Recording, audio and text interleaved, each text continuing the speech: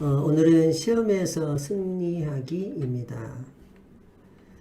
잠깐만요. 이렇게 해야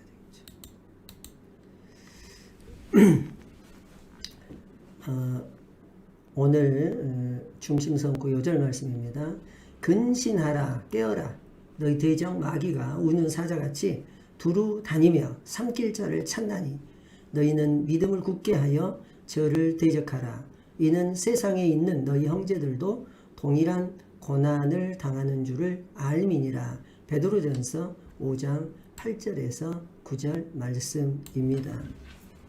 자, 오늘 본문 말씀에서 보면 우는 사자같이 대적 마귀가 그렇게 지금 대적 마귀가 그렇게 기록하고 있죠. 대적 마귀가 우는 사자같이 두루 삼킬 자를 찾는다.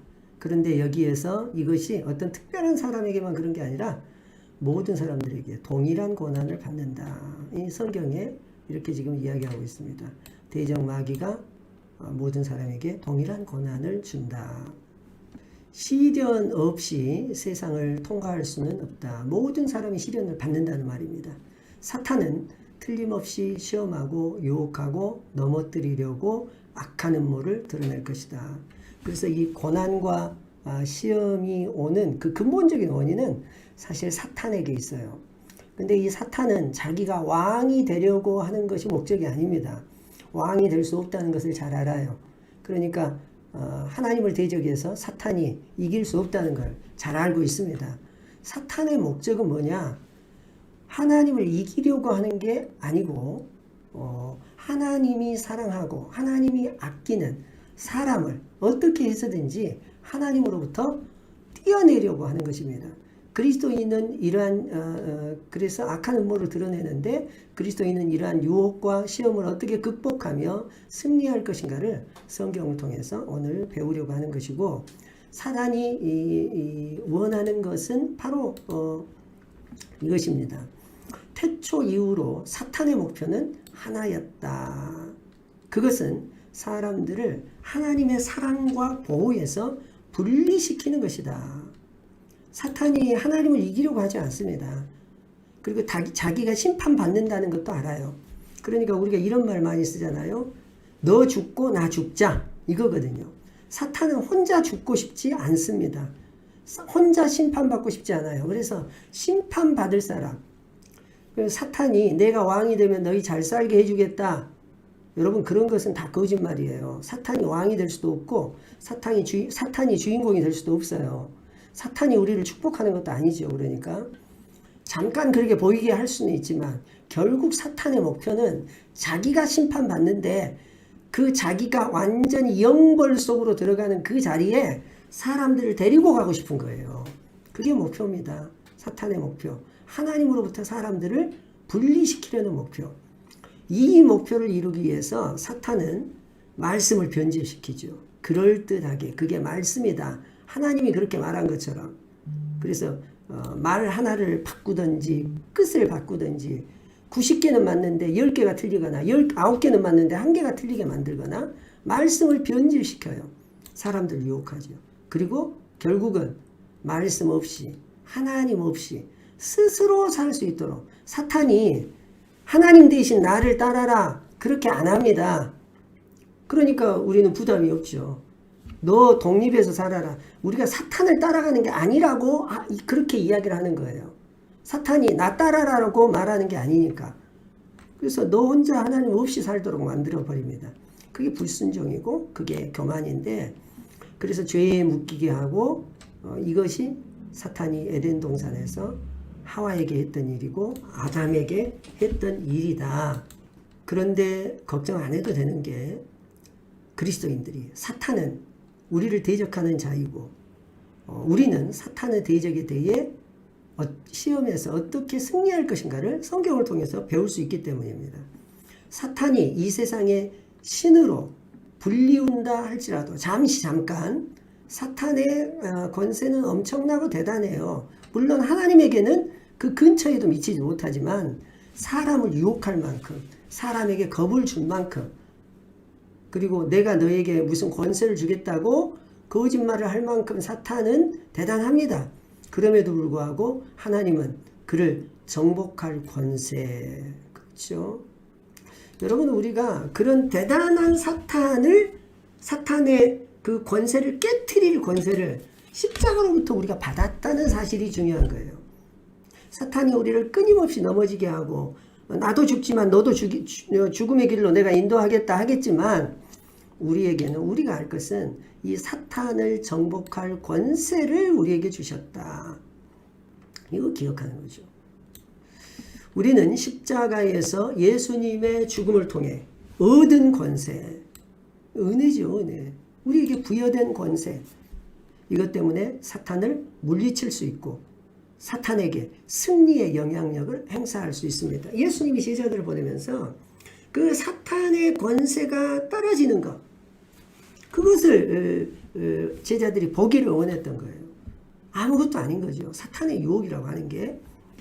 여러분, 유혹이라고 할 때 이 유혹은 사실은 낚시의 미끼와 같습니다.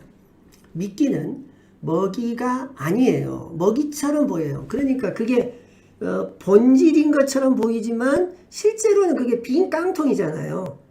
멋있게 보이지만 진짜 멋있는 게 아니에요. 아름답게 보이지만 진짜 아름다운 게 아니에요. 대단하게 보이지만 진짜 대단한 건 아니거든요. 그게 먹음직스럽고 보암직스럽고 탐스러울 뿐이에요. 진짜 탐스러운 게 아닙니다. 먹음직스러울 뿐이지 정말 먹잡 것이 없는 거예요. 대단해 보이지만 그렇게 보일 뿐이지 그게 껍질일 뿐이에요. 근데 그걸 가지고 유혹하는 거죠. 낚시에 걸리는 것입니다. 사탄은 세 가지 영역에서 우리를 시험합니다. 그래서 우리를 하나님으로부터 멀어지게 할 미끼, 이것으로 세 가지 것을 사용하는데 육신의 정욕, 안목의 정욕, 이생의 자랑이다. 이 말이에요. 요한 1서 2장 15절에서 17절 말씀입니다. 이 세상이나 세상에 있는 것들을 사랑치 말라. 누구든지 세상을 사랑하면 아버지의 사랑이 그 속에 있지 아니하니 이는 세상에 있는 모든 것이 육신의 정욕과 안목의 정욕과 이생의 자랑이니 다 아버지께로 쫓아온 것이 아니요 세상으로 쫓아온 것이라. 이 세상도 그 정욕도 지나가되 오직 하나님의 뜻을 행하는 이는 영원히 거하느니라. 결국 하나님의 뜻을 방해하는 것들이에요. 이 세 가지가. 그게 육신의 정욕, 안목의 정욕, 이생의 자랑. 이게 하나님으로부터 우리를 멀어지게 만드는 것들이더라. 이게 하나님으로부터 우리를 멀어지게 만든다. 그 말씀이거든요. 육신의 정욕, 안목의 정욕, 이생의 자랑. 이게 사탄이 우리를 시험하는 세 가지 영역들이고 예수님께서 40일 동안 세례를 받으실 때, 이 시험을 받으실 때 금식하시고 줄이고 시험을 받으실 때 그때 그 세 가지의 시험을 이렇게 분리할 수도 있어요. 육체의 정욕, 안목의 정욕, 이생의 자랑. 이렇게 안목의 정욕, 육신의 정욕. 먼저 육신의 정욕부터 한번 살펴봅시다. 육신의 정욕은 로마서 8장 6절에서 육신의 생각은 사망, 육신의 생각은 하나님과 원수. 여러분, 이게 하나님과 반대로 행하는 거예요. 하나님을 기쁘게 할 수 없다 이렇게 말하고 육신대로 살면 반드시 죽는다 이렇게 지금 알려지고 있습니다. 육신대로 살면 반드시 죽는다. 마태복음에서는 그래서 우리가 구해야 될 게 뭐냐? 그의 나라와 그의 의를 구하라. 그렇게 말하잖아요. 우리가 우리 머릿속으로 이 세상을 살아가면서 구하는 것들, 사실은 입을 것, 먹을 것, 마실 것, 그걸 구하는 것을 가르쳐서 뭐라고 말하냐? 육신을 구한다 그래요. 그래서 그걸 구하지 말고 뭘 구해라? 하나님의 나라와 그 의를 구해라. 그러면 먹을 것, 입을 것, 마실 것은 중요하지 않냐? 아니다. 하나님께서 책임져 주시기 때문에 하나님이 하실 일이에요. 우리가 정확하게 알아야 될 게 하나님이 하실 일이 있고 내가 할 일이 있는데 그 하나님의 할 일을 내가 하려고 하니까 문제가 생기고 시험이 오고 유혹에 빠지는 겁니다. 우리가 할 일은 하나님의 뜻을 구하는 거죠. 하나님의 나라를 구하는 것입니다. 하나님의 나라가 속히 오기를 원하는 거예요. 그 속에 필요한 먹을 것, 입을 것, 마실 것의 문제, 모든 것들을 다 주시는 거죠. 육신의 이 정욕이라고 하는 것은 사실은 우리 마음의 상태입니다. 마음의 상태. 우리 속에서 나오는 어떤 갈망이에요. 여러분, 이 예수님의 갈망, 예수님의 소원, 우리가 이제 비전을 갖는다 그러잖아요. 그러니까 이 육신의 정욕은 무엇과 다른 거냐면 비전과 다른 겁니다. 비전을 없애버려요. 이 비전이라고 하는 것은 예수님의 눈으로 보는 건데, 이것은 내 속에 있는 죄의 눈, 어둠의 눈으로 보는 거죠. 그래서 이 육신의 눈으로 보기 시작하면 비전이 멀어지고 하나님의 뜻이 멀어지고 하나님과 멀어지게 만드는 거죠. 이게 육신의 정욕이라고 하는 것입니다. 여기서 말하고 있는 이 육신이라고 하는 것은요, 우리가 살고 있는 이 세상, 여기서도 세상이라는 말을 했어요. 세상 혹은 육신이라는 말을 쓸 때 이것은 어떤 방향을 이야기하는 겁니다. 좀 이따가 다시 나올 텐데, 세상이라는 말은 하나님께서 세상을 사랑하시잖아요. 그 세상이 잘못됐거나 나쁘다는 뜻이 아닙니다. 이거 이중적인 말인데, 세상이라고 하는 것은 어떤 방향이나 상태, 태도를 말하는 거예요. 육신도 마찬가지입니다. 육신도 태도나 방향을 말하는 거죠. 하나님과 반대 방향으로 가는 것을 육신이다 이렇게 말하고, 또는 그것을 세상이다 이렇게 말하는 것입니다. 안목의 정욕이라고 하는 게 있어요. 안목의 정욕이라고 하는 것은, 이것은 외부에서 오는 유혹이에요. 그러니까 우리가 눈이 바깥에 있는 걸 내가 보잖아요. 그러니까 시험이라고 하는 것은 우리 내부로부터 시험이 와요. 그럴 뿐만 아니라 바깥의 환경으로부터도 우리를 시험합니다. 그러니까 우리는 둘러싸여 있는 거예요. 내부의 적, 그리고 외부의 적. 내부의 적은 내 마음이고 내 마음의 상태죠. 이것으로부터 둘러싸여 있어요. 눈에 보이는 어떤 것이 선하게 보이고 예술적으로 보이고 심미적으로 보이고 아름답게 보이고 매혹적으로 보이는 것들이 있어요. 그러나 그것들이 하나님의 영광을 드러내는 것이 아니라면, 예수 그리스도를 지시하는 것이 아니라면 아름다운 것이 아닙니다. 그게 매혹적인 것이 아니에요. 그게 선한 것이 아니에요. 만약에 우리가 보고 있는 그 어떤 것이 그 보고 있는 껍질을 넘어서서 하나님의 영광을 드러내고 있다면 진짜 아름다운 거죠. 그런데 그게 여러분, 그 나무가 아름다운 게 아니라, 나무가 아름다운 것은 나무를 만드신 하나님이 아름다운 거예요. 하늘이 아름다워요. 그냥 하늘만 보는 게 아니라 그 하늘을 통해서 하늘을 만드신 하나님의 놀라움을 찬양하게 된다면 그건 정말 아름다운 것입니다. 그런데 바위를 보고 나무를 보고 산을 보고 야, 저 산이 아름답다 하고 끝나버리고 하나님, 내 영인 하나님까지 못 가면 여러분, 그건 아름다운 것이 아니죠. 그게 유혹이 되는 거죠. 눈에 보이기에 좋은 것들. 그래서 마귀의 도구에 불과하다.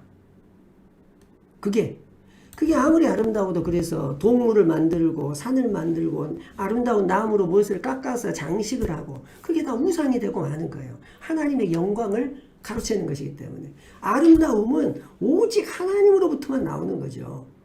그것 자체가 아름다운 게 아니고 선악과 자체가 아름다울 수가 없어요. 사람들이 얼마나 인정받기를 원하고 아름답고 매력적으로 보이기를 원하는가. 누가? 자기 자신이. 주님을 주인으로가 아니고 주님을 배경으로 삼고 싶은 거예요. 우리가 신앙생활하면서 예수님이 주인이 돼야 될 텐데 그냥 나를 돋보이게 만드는, 내가 예수님의 배경이 되는 게 아니고 예수님을 나의 배경 삼아서 그래서 살려고 하는 거죠. 이게 안목의 정욕인데, 이 안목의 정욕은 곧바로 넘어가 버렸네. 이생의 자랑으로 통합니다. 세상의 자랑이란 말이죠. 이생의 자랑이라고 하는 것은 세상에 있는 것들을 많이 가졌다고 자랑하는 거예요. 이 세상을 자랑하는 겁니다. 그래서 이생이라고 하는 것은 나의 삶, 나의 이 인생, 이 인생을 말하는 건데 자기 자신을 자랑하는 것입니다. 결국은 자기 자신을 자랑하고 세상을 자랑하는데 이 세상에 있는 것들을 자랑하는 거죠. 그러니까 이 세상을 있게 만드신 하나님을 자랑하는 게 아니고 이 세상을 자랑하는 거예요. 이 자랑이라고 하는 것은 그러니까 진짜 자랑이 아니고 뭐예요? 허풍이고 허영이고 허세죠. 거만한 거고 교만한 것이죠. 이생의 자랑이라고 하는 것은. 이게 내 내부에서 나오는 그러니까 이 육신의 정욕 그리고 안목의 정욕 이 모든 것이 합해가지고 그 본질을 보지 못하고 이 껍데기 자기 자신을 자랑하는데 가는 거예요. 그러니까 학력, 경력, 명예, 자기가 가진 것, 자기의 재산 이것들이 남들과 비교해가지고 남들보다 더 가졌다고 자랑하는 것. 이게 이생의 자랑입니다. 그러니까 남들보다 못하면 내가 항상 더 쪼그라들고 남들보다 더 나으면 교만해지고 거만해지고 이렇게 하는 것입니다.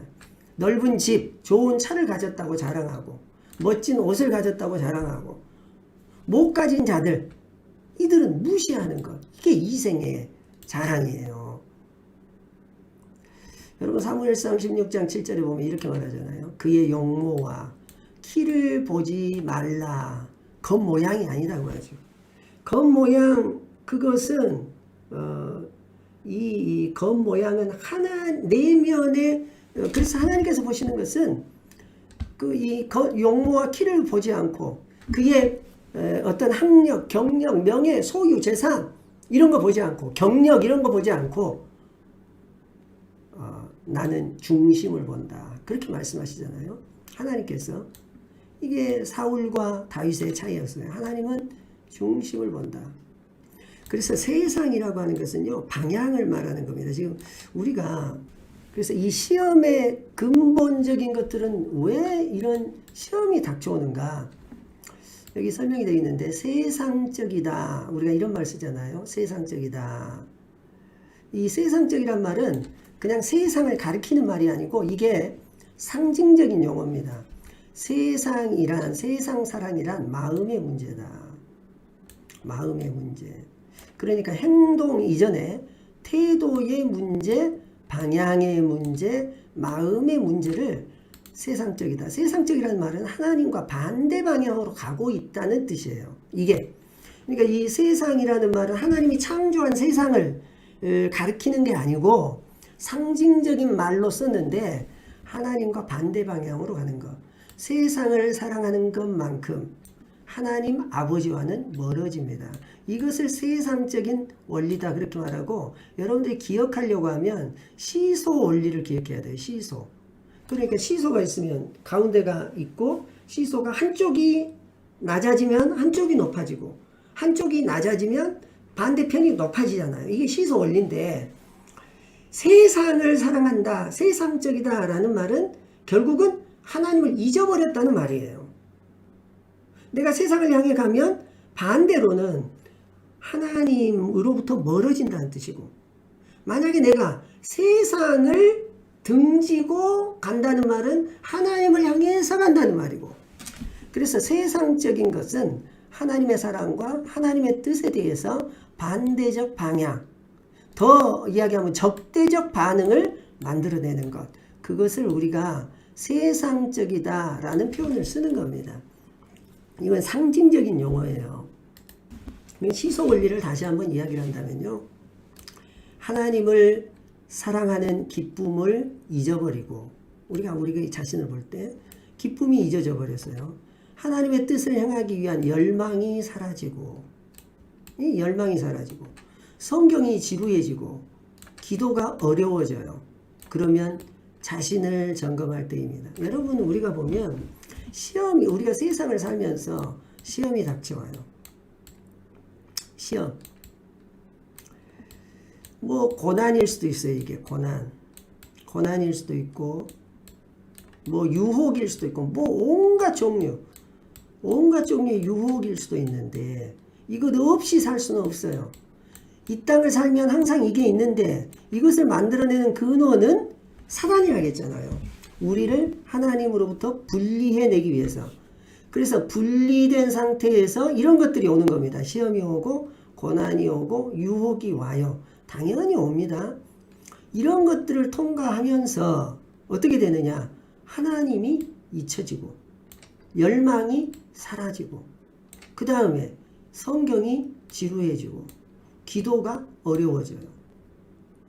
여러분 근데 시험이 와도 고난이 와도 유혹이 와도 하나님을 사랑하는 기쁨이 잊혀지는 게 당연할까요? 정말 열망이 사라질까요? 성경이 지루해질까요? 기도가 어려워질까요? 여러분 반대의 경우도 있어요. 우리가 시험이 닥쳐와서 시험 때문에 하나님 사랑하는 게 잊혀지고 하나님의 뜻을 바라보는 하나님의 비전을 바라보는 게 열망이 사그러지고 그 유혹 때문에 성경이 지루해지고 기도 이게 지루해지는 게 아닙니다. 오히려 시험 중에 더 뜨거운 열망이 생기고 고난 가운데 더 뜨거운 열망이 생기고 유혹 가운데서 더 강력한 사단에 대한 대적 그리고 더 깊은 믿음으로도 들어갈 수 있는데 사실은 대부분은 그렇지 않죠. 시험을 당하고 고난을 받고 유혹을 받으면 뭔가 이런 것들이 우리에게 이 폭풍이 치고 바람이 불고 이러면 넘어지기가 쉽죠. 거기에 꼿꼿하게 세워지는 것보다 대부분은. 왜 그러죠? 이때 해야 될 일이 있어요. 여러분 이때 시험 때문이다, 고난 때문이다, 유혹 때문이다, 사단 마귀 때문에 지금 내가 이렇다 그런 게 아니고 무엇을 점검하라고요? 자신을 점검하라겠어요. 시소 원리를 생각하면서. 사실 이건 당연한 일이에요. 시험이 닥쳐오고 고난이 있고 그걸 견디는 것은 사실 쉬운 일은 아닌데 우리가 엉뚱한 일도 아닌 거예요. 이 세상을 살면서 시험이 있고 고난이 있고 유혹이 있고 혼란이 있고 우리 마음을 뒤집어 놓는 일들이 생겨나요. 그 우리가 예상한 일 아니에요. 시험 없이 산 사람을 데리고 와봐요. 고난 안 받고 산 사람을 데리고 와보세요. 유혹 안 받고 산 사람. 저 사람은 하는 일마다 다 잘 되는 것 같은 그 사람은 시험도 없고 고난도 없고 유혹도 없고 정말 그럴까요? 여러분 한 사람 예외 불가능하게 다 시험 가운데 고난 가운데 유혹 가운데 있는 겁니다. 사탄이 우리의 눈을 속여서 야 저 사람은 시험도 없어 유혹도 없어 다 잘 되는 거 봐라. 그렇게 혹시 우리를 속일지 몰라도 다 시험 받고 고난 받고 유혹 받고 있는 거예요. 여러분 이때 시험에서 넘어지지 않고 사탄과 함께 지옥으로 가지 않는 길이 뭐냐? 이 자신을 점검하는 겁니다. 자신을. 이때 얼른 자신을 돌아봐야 되는 거죠. 우리에게 하나님과 거리감이 점점 느껴진다. 하나님과 멀어지고 있다. 그러면 우리 속에 아까 말한 육신의 정욕 그리고 안목의 정욕 그 이생의 자랑 이게 우리의 마음을 점점 장악하고 있고 우리 주위를 둘러싸고 있다는 사실을 얼른 깨달아야 되는 거예요. 이게 죽음의 덫입니다, 사실. 그래서 자신을 점검할 때 가장 중요한 원리가 있어요. 이 시험을 통과할 때 시험의 원리 중에 이 성경 본문은 꼭 기억해야 됩니다. 고린도후서 1장 8절에서 9절 말씀입니다. 이건 한 별표 5개 쳐야 돼요.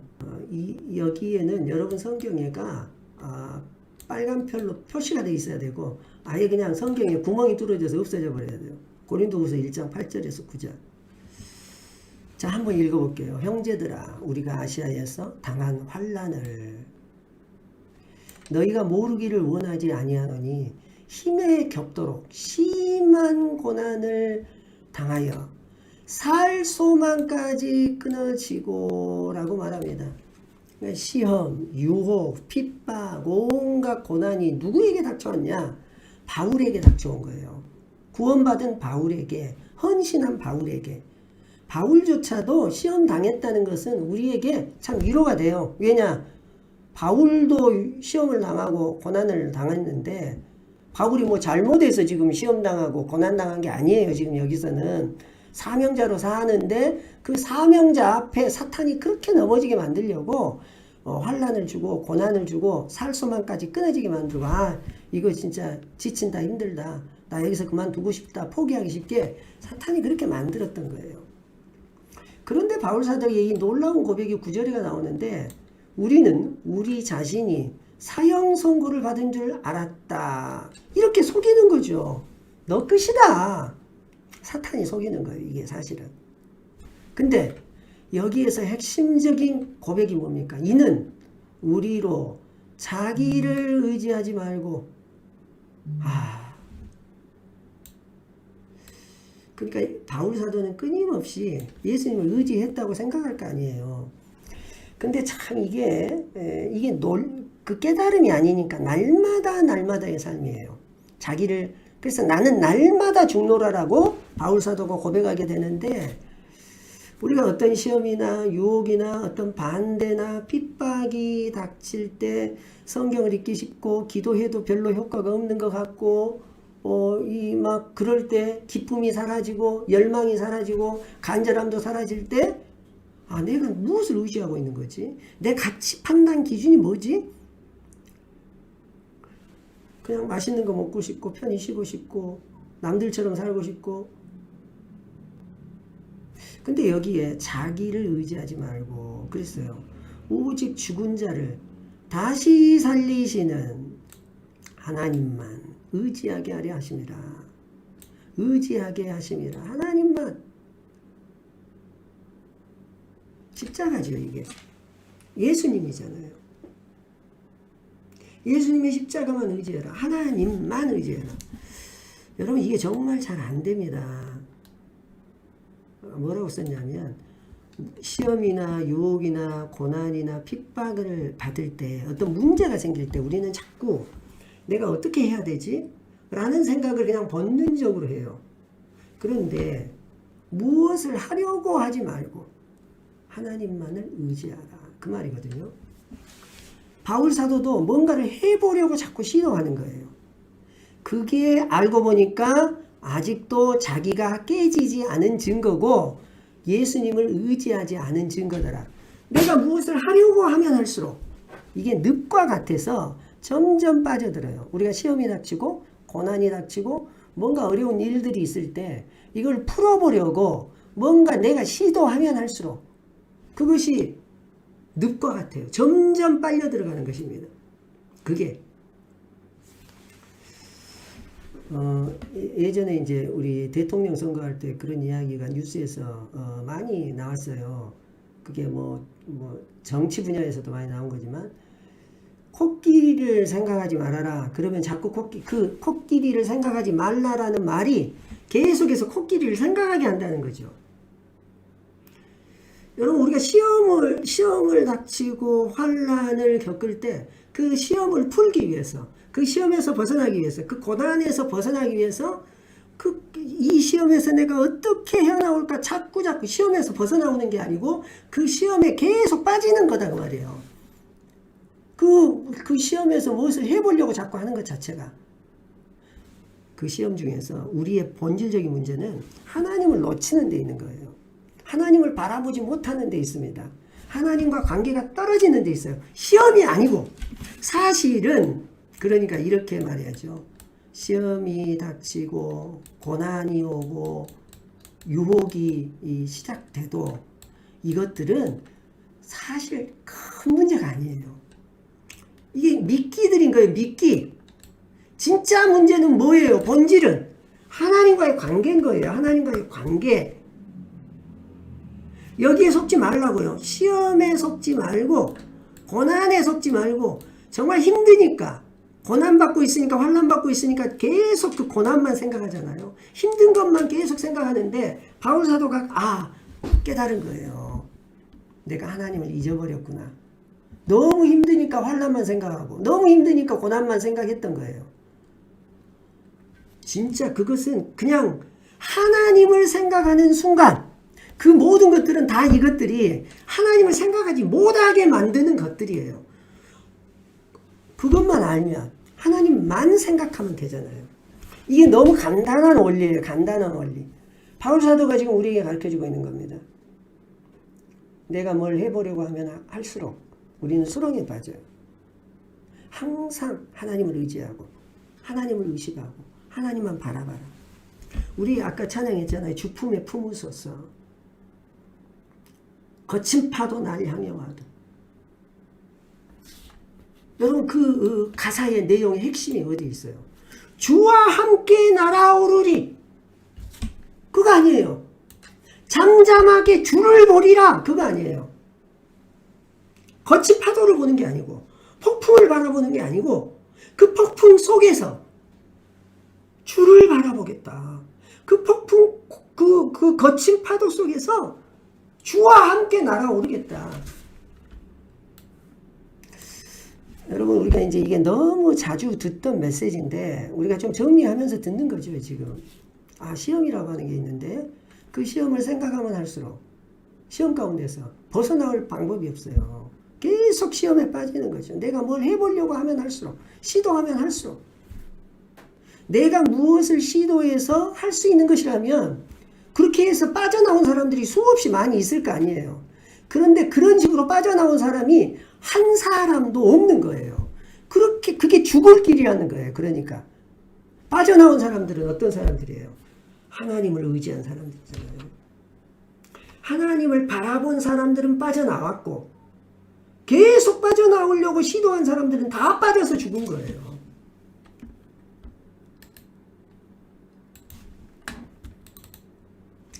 그래서 시험으로부터의 해방이라고 하는 것은 뭐냐? 어린 양의 피로써 우리가 시험을 이긴다. 그 시험이 어떤 시험이든 상관없이 예수님의 십자가가 더 위대하고 능력이 있다. 그래서 내가 무엇을 하려고 하는 게 아니고 그리스도께서 하신 일, 십자가잖아요. 사탄의 머리를 박살낸 일, 그리고 그리스도께서 하시려고 하시는 일, 그걸 바라봐라.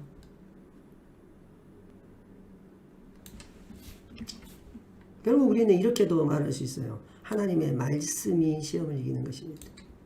기도가 시험을 이기는 것입니다. 그리고 믿음이 강한 성도들, 그러니까 그 시험 속에서 시험 가운데서 허덕이고 있는 사람들끼리 이야기해봐야 소용없어요. 병원에 가가지고 환자들끼리 이야기해봐야 소용없고 주님을 의지하고 있는 사람들, 그들과 만나고 교제하고 함께 기도 제목 나누고 그렇게 해라. 교회라고 하는 것은 그러니까 함께 연합해서 주님 바라보는 곳이잖아요. 여러분 우리가 이제 왜 예배가 돌파구냐, 왜 예배가 응답이냐, 주님 바라보니까 그런 거 아니에요. 십자가를 붙잡으니까 그 자리, 예배의 자리에서 십자가 붙잡으니까 하나님 바라보니까. 할렐루야.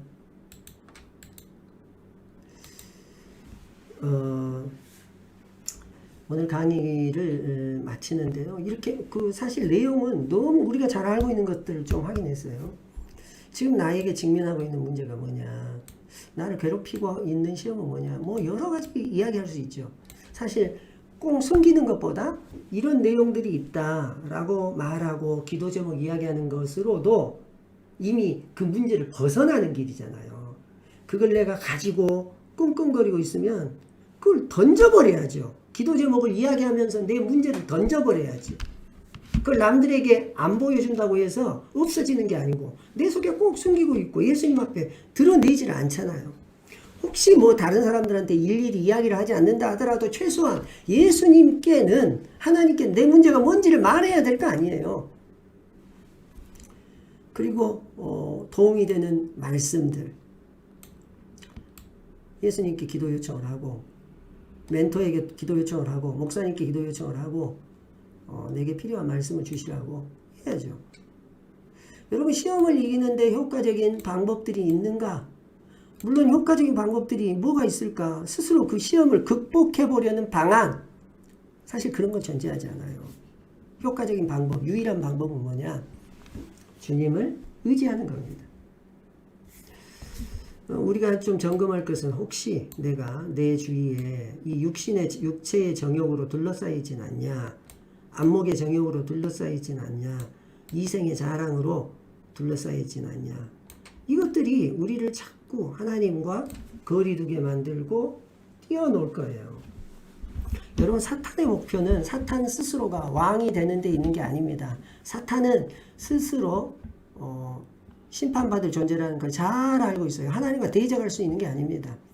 사탄의 목표는 유일하게 하나님이 사랑하는 사람들을 하나님으로부터 분리시켜가지고 띄워놓게 해서 너 죽고 나 죽자.